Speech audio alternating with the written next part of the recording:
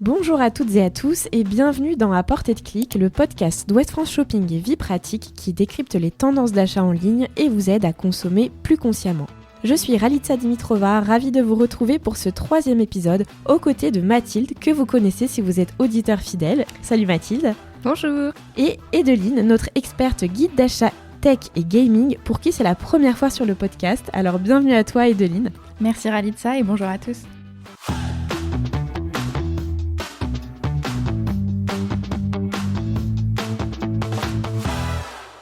Au programme aujourd'hui, on parle d'achat malin et de bons plans à l'approche des fêtes. Entre le Black Friday, l'intelligence artificielle et les tendances sur les réseaux sociaux, on vous aide à faire les bons choix avant la période la plus intense de l'année côté consommation. Au sommaire de cette émission, on reviendra sur les chiffres clés du Black Friday selon la dernière étude YouGov parue en ce début du mois de novembre. On fera ensuite un zoom sur notre nouvel assistant IA signé Ouest France Shopping. On parlera ensuite des tendances social media à surveiller d'ici Noël avec Mathilde. Et enfin, notre guide d'achat gaming spécial fête pour savoir quel jeu vidéo offrir à ses proches avec Edeline. Alors, sans plus attendre, c'est parti pour ce nouvel épisode. On vous le disait en introduction, le Black Friday reste selon YouGov le tout premier événement shopping auquel les Français participent massivement. Il devance même les soldes d'hiver ou les fêtes de Noël en termes d'attention et d'engagement. Ces chiffres-là proviennent de la dernière étude que nous a fournie en exclusivité YouGov, réalisée auprès d'un panel national représentatif. Le rapport 2025 est basé sur des enquêtes menées durant le mois d'août 2025 auprès de plus de 1000 répondants français. Donc l'échantillon couvre toutes les générations, de la génération Z au baby boomer, pour des résultats qui reflètent fidèlement la diversité des consommateurs. À cela, YouGov rajoute le Brand Index qui suit au quotidien la notoriété et le buzz des marques tout au long du mois de novembre et décembre. Donc selon les chiffres qui nous ont été communiqués en avant-première, le Black Friday reste, comme je le disais, le premier événement d'achat en France, avec 40% des répondants qui se disent assez ou très susceptibles d'y participer. Ce chiffre monte même à 53% chez les 18-34 ans, où l'engouement pour les promotions du Black Friday dépasse les événements commerciaux comme l'Amazon Prime Day ou la Saint-Valentin plus loin dans l'année. D'ailleurs, je voulais en profiter pour vous faire un petit quiz, Edeline et Mathilde. Selon vous, quelles sont les catégories de produits les plus plébiscités par les acheteurs lors de ces événements ? Alors moi je dirais plutôt les produits tech parce qu'on sait que la période du Cyber Monday et du Black Friday sont particulièrement connus pour ces produits-là. Puis c'est des produits qui sont un peu plus onéreux que les produits du quotidien et qui peuvent faire plaisir aussi à Noël. Donc je pense que les produits tech et gaming peuvent intéresser. Oui, j'aurais aussi pensé à de l'équipement pour la maison qui coûte cher, par exemple un nouveau canapé ou même une machine à laver, ce type d'équipement un peu électroménager qui demande un investissement. Alors oui, effectivement, en regardant de plus près les chiffres, on retrouve ce que vous citez là, mais figurez-vous que les produits les plus recherchés sont les vêtements, à 64% pour les acheteurs, effectivement. Se suivent ensuite les cadeaux de Noël, à 49%, et enfin les produits de la tech, à 47%, et les accessoires.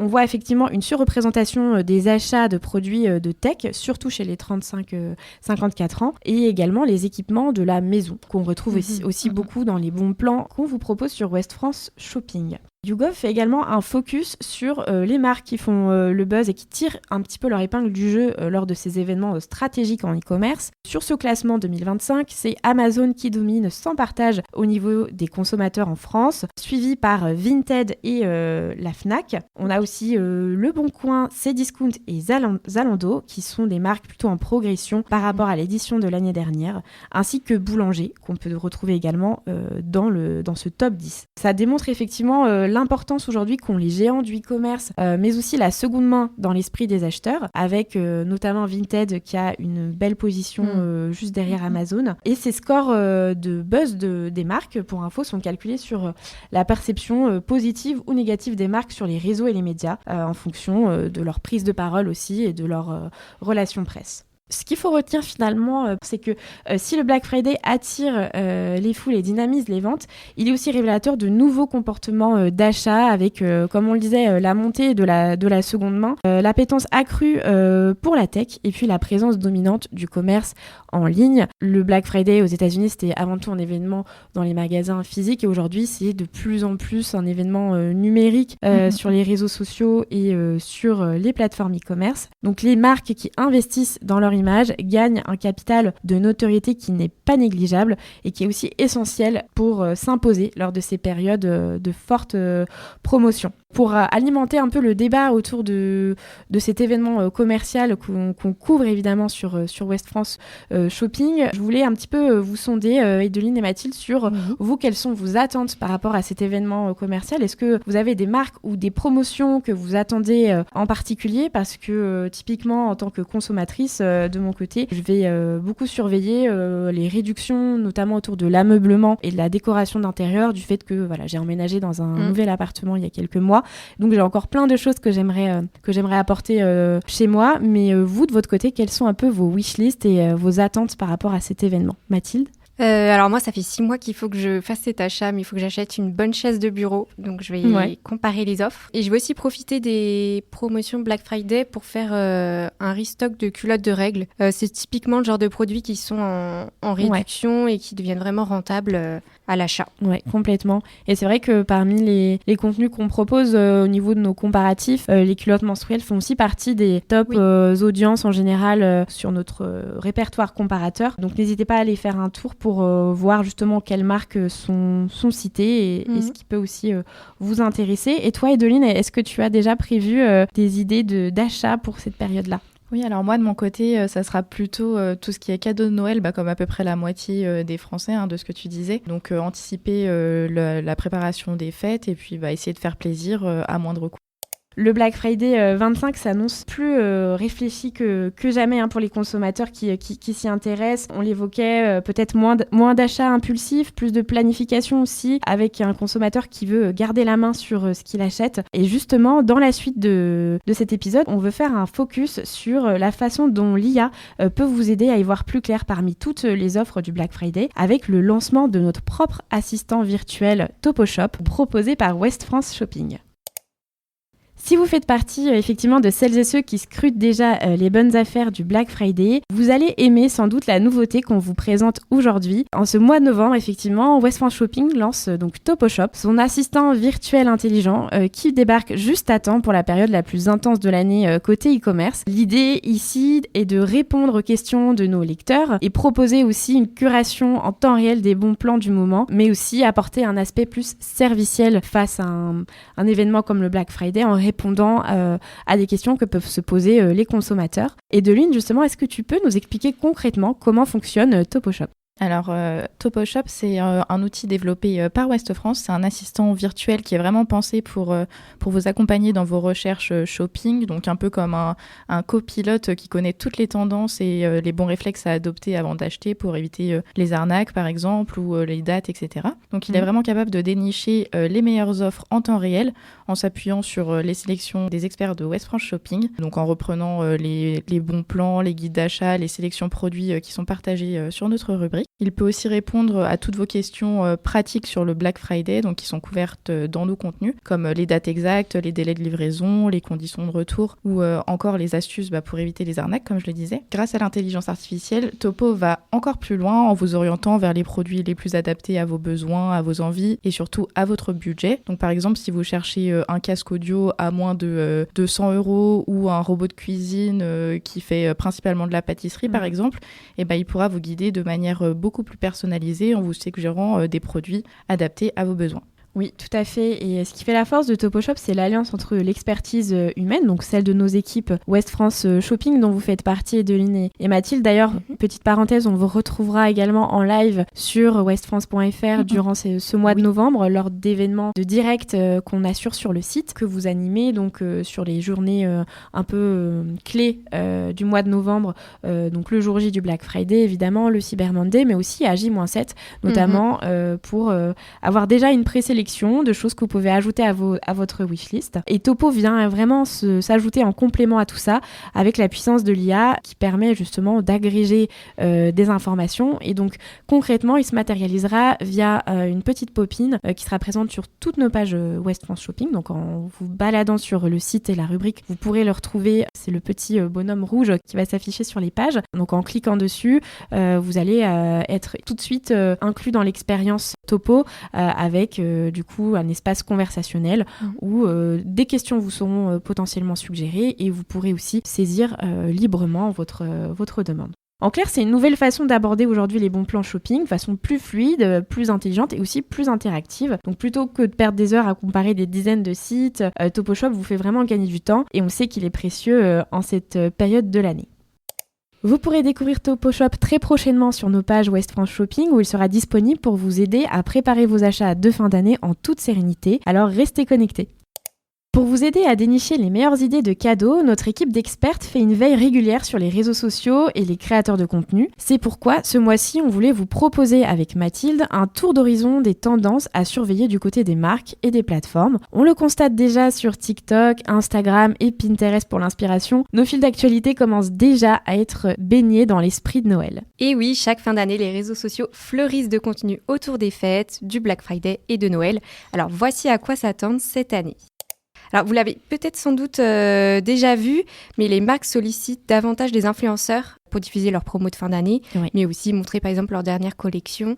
Donc sur Instagram, TikTok, même YouTube, on retrouve des vidéos unboxing, mais aussi des bons plans du moment et des sélections cadeaux. En parlant d'unboxing, d'ailleurs, le phénomène de l'unboxing des calendriers de l'Avent, on dévoile un petit peu tout le contenu d'un calendrier. Je ne sais pas si vous aimez être spoilé, mais nous, on a fait l'exercice sur West France Shopping de sélectionner un calendrier Blissim, en l'occurrence, et d'ouvrir toutes les cases pour voir si ça valait vraiment son prix. Bon, vous irez voir la vidéo qu'a fait Elisa sur West France Shopping côté Instagram et TikTok. A priori, c'était plutôt concluant. Mais on vous invite à aller voir aussi ce format qui est assez addictif et engageant, je trouve. On a envie d'aller jusqu'au bout. Oui, complètement. On va aussi retrouver des contenus très courts, souvent au format story vlog, où on suit un influenceur tout au long de sa journée qui va montrer ses achats, tester des produits et partager ses idées cadeaux. C'est un format plus spontané qui plaît énormément à l'audience car il donne l'impression d'une recommandation sincère, même quand elle est sponsorisée. Oui, en parlant de campagnes d'influence qui fonctionnent en cette période de l'année, moi, au mois d'octobre, j'ai plutôt apprécié la campagne d'Andy Ella, donc qui est une influenceuse aux 300 000 abonnés et 600 000 sur YouTube, je crois, qui a lancé sa marque de matcha, donc Milia Matcha. Là, autour du mois d'octobre, elle a lancé un nouveau goût de matcha, donc le goût cerise. Et donc, elle a fait toute une série de vidéos, vlogs immersives où elle montre son pop-up, donc le magasin éphémère qu'elle a ouvert sur Paris. Et elle a d'ailleurs fait une collaboration avec la marque Blissim, dont on a unboxé, nous, le calendrier de l'Avent. Elle a fait une box spéciale fête. En fait, elle a sélectionné des produits de beauté, de skincare qu'on retrouve sur Blissim. Et elle y a glissé aussi une version miniature de son produit Milia Matcha. Donc je trouve que c'est une très belle collab parce que la pochette rappelle la couleur cerise, son univers et les visuels et la direction artistique sont très quali. Donc la sponsorisation ici était très maligne et donnait envie en tout cas de découvrir ce nouveau produit avec ce petit produit d'appel dans les box beauté. En plus de ces collaborations influenceurs avec des marques, vous allez avoir du contenu idées cadeaux qui vont envahir vos For You page, littéralement. Sur TikTok, vous pouvez chercher les hashtags gift guide ou idées cadeaux et vous accéderez à une multitude de vidéos avec par exemple du contenu 10 idées cadeaux à moins de 30 € ou ma wishlist pour les fans de lecture. Cette année, attendez-vous à avoir plus de contenu idées cadeaux personnalisés ou small business parce qu'on sait que la mise en avant des petits créateurs marche beaucoup sur TikTok. Avec des vidéos qui incitent les petites marques à partager leurs univers en commentaire. C'est un bon moyen aussi pour trouver des petites idées. Attendez-vous aussi à avoir de nombreux lives sur TikTok de marques qui vont présenter leurs promotions en direct, mais qui vont aussi vous partager leurs idées cadeaux, leurs dernières collections. C'est un contenu, les directs, qui permettent de voir les produits d'une autre manière que sur un site vitrine, et qui permettent aussi d'échanger avec les marques en posant vos éventuelles questions en commentaire. Cette année, je pense que vous l'avez vu, mais les lives vont vraiment exploser, avec notamment tout ce qui est préparation des commandes en direct, par exemple, tout ce qui est les bonbons. Ouais, il y en a de plus en plus. Ouais, on parlait de beauté, mais la skincare aussi fait partie de ces segments très attractifs sur TikTok et qui poussent aussi à l'achat, je pense. Donc oui, c'est un peu des petits créateurs UGC souvent, qui génèrent du contenu natif uniquement dédié à la plateforme et qui arrivent effectivement à fédérer une communauté. Effectivement, ça peut être assez addictif en fonction aussi de l'univers auquel vous êtes attiré sur les réseaux. Les algorithmes arrivent à bien cerner en général les centres d'intérêt. Puis il y a un fil, je crois, dédié au live sur TikTok où tu as vraiment ce côté immersif. Il y a un peu de tout, mais en faisant sa petite sélection, il peut y avoir des pépites. Ouais. Et tu voulais aussi nous parler, Mathilde, du phénomène des jeux concours. Et oui, autre grand retour sur cette fin d'année, les marques et les créateurs devraient organiser de nombreux jeux concours pour faire profiter de cadeaux à leur communauté. On retrouve beaucoup de concepts un peu calendrier de l'Avent avec un lot à gagner par jour. Ouais. C'est un format très populaire avant Noël qui permet pour les marques de booster la visibilité de leur contenu et aussi de créer de l'engagement autour d'une ambiance festive. Complètement, restez connectés aussi sur westfrance.fr. On aura un dispositif global de calendrier de l'Avent qui est organisé tous les ans. Et sur le shopping aussi, on a de belles surprises pour vous avec des lots à remporter. Donc restez connectés encore une fois sur nos réseaux sociaux. Courant du mois de novembre, ça va arriver très très vite. Et face un peu à la saturation des promotions, parce qu'on peut avoir un sentiment de trop plein de promos, de surenchères. Quelle réponse on peut aussi apporter pour les personnes qui se sentent un peu surstimulées par ces contenus-là? Alors la réponse, c'est même pas nous qui allons la proposer, mais à certains créateurs de contenu qui vont justement prendre le parti de rester dans du slow content, donc du contenu plus épuré et qui va miser sur des recommandations plus sincères, des réflexions sur la consommation et, comme je le disais, avec aussi des mises en avant de petits créateurs ou des idées aussi de cadeaux à fabriquer soi-même. Oui, complètement. Je pense que le côté DIY, on va en parler sur les coups de cœur en fin d'épisode, mais ça y a une vraie recrudescence de revenir un petit peu aux activités manuelles, à faire soi-même aussi. Ça nous reconnecte un petit peu à des temps plus calmes, hors écran aussi. Et puis aujourd'hui, c'est vrai qu'on cherche évidemment à avoir les meilleurs prix au meilleur moment, mais c'est important d'avoir un équilibre aussi sur sa vie un peu plus déconnectée hors plateforme et site d'e-commerce. Donc c'est peut-être ça un peu la clé d'une période de Black Friday réussie, c'est aussi savoir prendre de la distance et puis réfléchir vraiment à ce dont on a besoin avant d'acheter. Après les tendances des réseaux sociaux, on va s'attaquer à un autre sujet très convoité pour les cadeaux de Noël. Je veux parler évidemment des jeux vidéo. Si vous cherchez un cadeau pour faire plaisir à un gamer, un jeu à glisser sous le sapin pour un enfant ou encore une activité à faire en famille et que vous ne savez pas encore vers lequel vous tournez, on va voir avec Edeline comment choisir le bon jeu vidéo. Et justement, Edeline, quels sont d'après ton expérience les critères incontournables pour faire le bon choix? Alors tout d'abord, il faut comprendre qu'offrir un jeu vidéo, c'est pas seulement ça, c'est offrir une vraie expérience, des heures de jeu et d'immersion. Et comme pour toute expérience, elle doit être adaptée à la personne à qui on l'offre. Donc la première question à se poser, c'est vraiment à qui est destiné ce jeu. S'il s'agit d'un enfant, par exemple, le premier réflexe, c'est de vérifier le classement PEGI qui est représenté par un petit logo sur la jaquette du jeu, avec un chiffre qui indique l'âge minimum conseillé pour jouer. Donc c'est vraiment un repère simple pour savoir si le contenu est adapté à l'âge du joueur. Il faut aussi, bien entendu, penser à son niveau d'expérience. Donc, pour un joueur occasionnel, on va éviter les jeux trop complexes. On privilégie plutôt des titres assez accessibles, fun et rapides à comprendre. En revanche, pour un joueur plus passionné qui joue de façon plus régulière, on peut oser quelque chose de plus immersif et exigeant. Et puis, dernier point essentiel, le support de jeu. Vérifiez bien la plateforme sur laquelle la personne joue. Donc, que ce soit Nintendo Switch, PlayStation, Xbox ou PC, tous les jeux ne sont pas compatibles, même s'ils sont souvent disponibles sur plusieurs plateformes. Oui, d'ailleurs, j'avais un peu une question de novice, mais j'ai vu que la console Nintendo Switch, aujourd'hui, a une version donc Switch 2. Est-ce que tous les jeux Nintendo Switch classiques sont aujourd'hui compatibles avec la Switch 2, par exemple, pour les personnes qui ont fait un achat récemment, Edeline? Oui, alors tous les jeux de la Nintendo Switch classique, donc la Nintendo Switch 1, sont compatibles avec la Nintendo Switch 2. La seule différence, c'est que tous les jeux n'ont pas une mise à niveau disponible pour être adaptés aux performances de la Nintendo Switch 2, donc ils seront peut-être pas forcément optimisés, mais en tout cas ils seront utilisables sur cette nouvelle console. Et inversement aussi, souvent les jeux de la Nintendo Switch 2 sont compatibles avec la Nintendo Switch 1, à condition que ça ne soit pas une exclusivité pour cette console. Oui, j'imagine qu'il y a effectivement quelques licences ou jeux qui ont voulu faire de l'exclu pour inciter aussi à acheter le pack console plus jeu.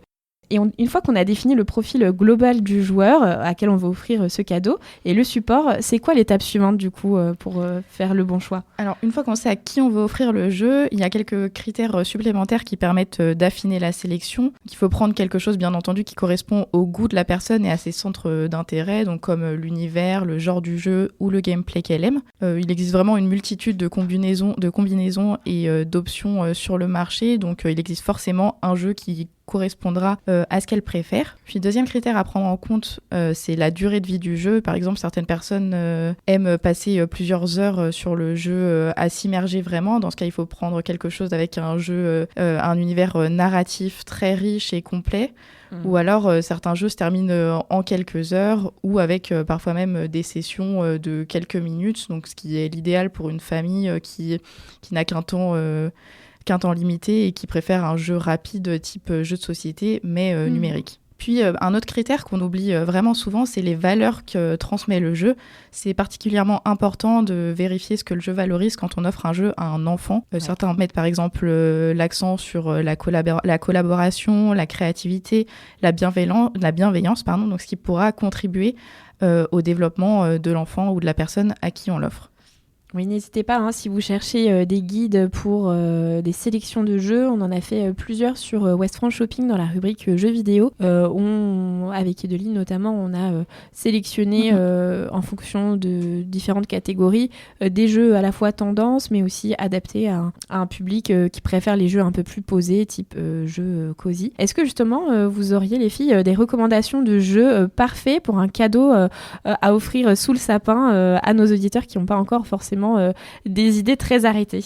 Alors moi je dirais que pour les jeux en famille ou entre amis, l'idéal c'est vraiment des titres familiaux et colorés à l'image de l'indémodable Mario qui fait parfaitement l'affaire dans cette catégorie. Vous pouvez par exemple opter pour Mario Kart 8 Deluxe qu'on ne présente plus pour des courses endiablées ou Super Mario Party Jamboree qui est plutôt un jeu de plateau interactif type jeu de société. Jeu de loi. Exactement, avec des mini-jeux intermédiaires. Ou encore Super Mario Bros Wonder qui est le jeu de plateforme par excellence et qui reprend les codes du premier Super Mario Bros qu'on connaît bien. Un grand classique, ouais. Il y a aussi Just Dance 2026 qui est sorti en octobre avec de nouvelles chansons et de nouvelles chorégraphies. Oui, c'est vrai. Et d'ailleurs, j'ai pu regarder un peu le listing des chansons qui sont sorties pour l'édition 2026. Et je vois que plusieurs d'entre elles font l'objet de danses que je pratique en groupe le mercredi, pour tout vous dire. Donc, je pourrais m'y entraîner avec Just Dance, justement, à essayer de faire un peu bouger le corps et retrouver un peu des chansons qui nous parlent. Voilà, on a du Ed Sheeran, Lady Gaga, du Dua Lipa. Enfin, c'est souvent des titres assez pop qu'on entend beaucoup à la radio pendant l'année. Ça donne un bon petit coup de boost en ces jours plus sombres et plus raccourcis. Et Edeline, je crois que tu avais aussi une suggestion pour les mélomanes en termes de jeux vidéo. Et oui, pour ceux qui sont plus chanteurs que danseurs, il y a aussi un équivalent karaoké à Just Dance. Ça s'appelle Let's Sing. Donc cette année avec l'édition 2026 qui est sortie ce 4 novembre. Et puis autre recommandation pour ceux qui cherchent un jeu multijoueur, les sagas Lego qui seront très sympas à faire et qui reprennent parfois les univers de grandes licences comme Star Wars ou Harry Potter. Et ils ont aussi sorti en septembre un jeu qui s'appelle Lego Party qui propose de découvrir plus de 60 mini-jeux à faire ensemble. Comme Mario Party finalement, un peu dans l'esprit mini-jeux rapide et interactif. Exactement. Et puis pour les amateurs d'aventure et de narration, on ne commande pas parler de Clair Obscur Expédition 33 qui a tant fait parler de lui cette année. Donc si la personne ne l'a pas encore fait, c'est vraiment un incontournable de 2025.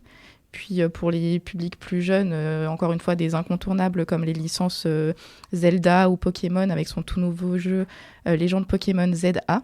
Et pour les plus grands, on retrouve aussi les licences comme Call of Duty avec Black Ops 7 qui sort le 14 novembre ou les licences de sport avec FC26 ou le jeu de NBA. Une autre petite astuce que je vous partage si vous êtes en quête d'inspiration pour un cadeau gaming à offrir pour Noël, comme les films avec les Oscars, les jeux vidéo peuvent aussi recevoir des récompenses au cours d'une cérémonie qui s'appelle les Game Awards. Donc la cérémonie a lieu chaque année en décembre et vous permet de découvrir de nouveaux titres. Donc vous pouvez regarder les jeux nominés par catégorie. Alors la liste ne sort que mi-novembre, mais ça vous permettra quand même d'avoir les infos avant Noël. Et puis regardez particulièrement la catégorie GOTY, donc Game of the Year, qui récompense le jeu considéré comme le meilleur de l'année. Et c'est le prix le plus prestigieux dans l'univers des jeux vidéo. Super, on va suivre effectivement toutes ces recommandations. Merci beaucoup Edeline pour ce tour complet relatif à la sélection gaming. Pour toutes les autres recommandations de l'univers des jeux, n'hésitez pas à nous suivre sur West France Shopping, sur nos réseaux sociaux, où vous pouvez retrouver des vidéos de sélection faites par Edeline, mais aussi sur le site comme évoqué tout à l'heure. Place désormais, comme tous les mois, à notre catégorie coup de cœur, avec une sélection de choses qui nous ont fait vibrer et qu'on a voulu vous partager.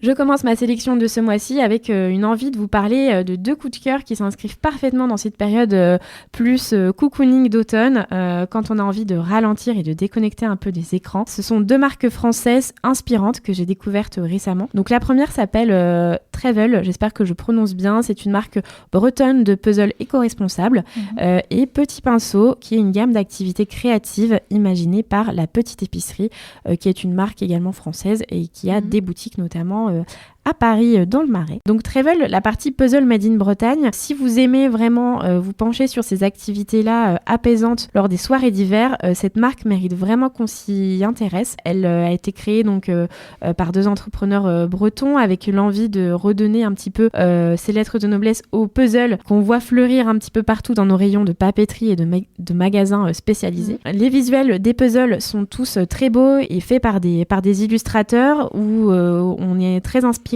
par les paysages côtiers ou des scènes de vie. Chaque puzzle devient presque comme une œuvre qu'on pourrait avoir envie d'encadrer une fois terminée. Personnellement, j'ai testé leur modèle qui est une maison de campagne aux couleurs d'automne, et j'ai aussi eu le plaisir de voir que la marque propose son propre calendrier de l'Avent avec 24 mini-puzzles. Donc ça, c'est vraiment quelque chose de chouette si vous voulez tester des formats rapides et relaxants sur une journée. C'est vraiment à découvrir, et puis comme je disais, les illustrations sont vraiment magnifiques. Carrément, je connaissais pas du tout la marque, mais je me suis aussi récemment remise au puzzle, donc je testerai. Merci Ralitza. Écoute, avec plaisir. Et le deuxième coup de cœur, effectivement, dont je voulais parler, c'est Petit Pinceau, donc signé par la marque La Petite Épicerie, qu'on connaît pour notamment ses fournitures DIY et ses kits créatifs. L'un des best-sellers de Petit Pinceau, c'est les kits de peinture numérotés qui sont modernes, élégantes et vraiment inspirants. Contrairement aux modèles classiques qui sont souvent un peu kitsch, on va pas se mentir, ici on retrouve des visuels très contemporains avec encore une fois des paysages ou des scènes de vie avec des personnages. Personnellement, moi j'ai beaucoup aimé l'édition Petit Déjeuner au soleil qui est pleine de couleurs qui nous rappellent un peu l'été. Et Mathilde, je crois que tu as pu aussi tester des peintures au numéro récemment. Mais oui, je l'ai commencé en août, je pense, et je l'ai terminé il y a quelques semaines seulement, parce que ça m'a vraiment pris toutes mes soirées. Mais le résultat est trop beau, c'est une illustration d'Amsterdam. On m'avait offert à mon anniversaire, parce que j'avais prévu un voyage à Amsterdam, et je compte bien l'encadrer. Et oui, c'est vraiment une super idée. Moi, j'avais aussi fait en peinture au numéro New York. J'avais l'édition de New York. Et faut savoir que tout est inclus dans le coffret. La toile, les pinceaux, les couleurs prêtes à l'emploi. Et le rendu est vraiment hyper gratifiant. On a vraiment un résultat satisfaisant.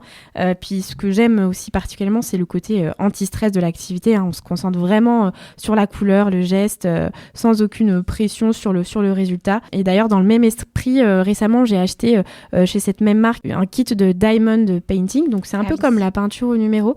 Vous avez plein de petits diamants en fait colorés que vous venez coller sur des sections numérotées pour créer un beau visuel. Là, c'était plutôt vase fleuri par exemple. Donc c'est une super idée de cadeau de Noël pour une activité encore une fois relaxante à faire seule, sans écran, puis avec un vrai sentiment de satisfaction à la fin. Mathilde, je pense d'ailleurs que dans ton coup de cœur du mois, toi tu voulais nous parler plutôt d'une série qui t'a marqué.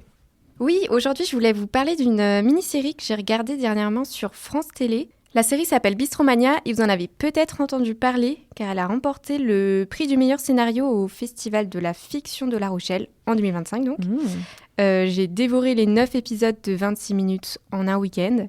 Et l'histoire se déroule en octobre 2005 alors que, rappelez-vous, les émeutes éclatent en banlieue suite au décès tragique de Ziad et Bouna, 2 adolescents fuyant un contrôle de police. Et dans ce contexte, on suit 3 jeunes adultes qui rêvent tous d'une carrière dans la gastronomie. Johanna est sous-chef dans un restaurant hôtelier étoilé. Amandine est serveuse en stage dans le même établissement et Vivian rêve de devenir critique culinaire. Racisme, sexisme et violence, ils évoluent dans un environnement patriarcal et élitiste qu'ils rêvent de transformer. J'ai adoré le jeu d'acteurs des 3 acteurs principaux, notamment Yoa Angelis Chikaya qui incarne Johanna. Et on se ressent vraiment le travail de recherche qui a été fait en amont par les scénaristes. D'ailleurs, les figurants en cuisine sont de vrais cuisiniers et ça se ressent. Eh ben, très belle découverte. Écoute, je ne connaissais pas cette série, mais ça donne envie. Et c'est vrai que la plateforme de France Télé est toujours hyper qualitative sur les sélections de programmes à y voir, en accès libre par ailleurs. Donc, documentaires, séries, ça vaut son détour. Et Edeline, tu voulais aussi nous parler d'un coup de cœur, mais pour le coup, série Prime Video. Oui, alors de mon côté, comme je vous ai déjà parlé de mes recommandations jeux vidéo, je vais changer un peu de sujet en vous parlant d'un livre et qui a été adapté justement en série sur Prime Video. Donc vous avez peut-être vu passer la pub Nous les menteurs au début de l'été. Donc personnellement, j'avais lu le livre il y a un moment à l'origine de la série qui avait été écrit par Emily Jenkins et signé sous son nom de plume Lockhart. Donc ça a été une vraie surprise pour moi quand j'ai vu ce nom vraiment réapparaître une dizaine d'années après l'avoir lu. Et puis surtout, ça a été un vrai plaisir de redécouvrir ce titre que j'avais adoré plus jeune. Donc au programme, c'est une fiction qui vous entraîne sur Beechwood, donc une île privée détenue par la richissime famille des Sinclair, et sur laquelle elle passe chaque été en famille. Vous y découvrirez des personnages vraiment touchants et qui sont plutôt bien construits, avec un dénouement qui vaut vraiment le détour, même si l'histoire, je trouve, dans la série met un petit peu de temps à s'installer. Mais ça vaut franchement vraiment le détour. Et puis, si vous n'avez pas encore lu le roman ou regardé la série, je peux vraiment que vous le recommander vivement. C'est vrai qu'on adore quand un livre qui nous a marqué est adapté en série et qu'en plus on est satisfait du résultat entre ce qu'on s'était imaginé et puis la concrétisation de l'œuvre. Donc merci pour cette découverte également Edeline et bravo pour cette première avec nous sur ce podcast. On voulait vous remercier tout particulièrement de nous avoir écoutés jusqu'ici. Merci également à Mathilde pour qui c'est le 3e épisode sur le podcast pour sa chronique. Et on vous invite évidemment à poursuivre la découverte de nos contenus sur nos réseaux sociaux Ouest France Shopping, sur la plateforme westfrance.fr. Et puis nous, on se retrouve comme tous les mois début décembre pour de nouvelles aventures. Et d'ici là, restez bien connectés. À bientôt.